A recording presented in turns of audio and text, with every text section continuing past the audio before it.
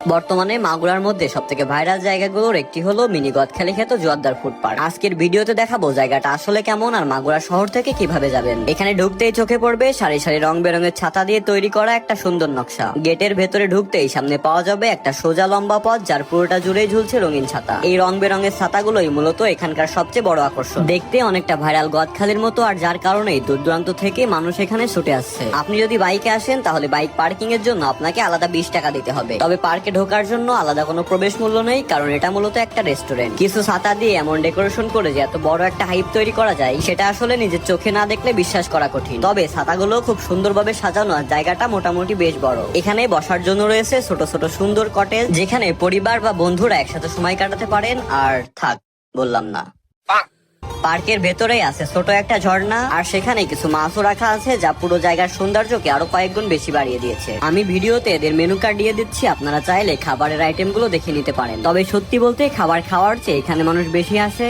থাক, এটাও বলবো না।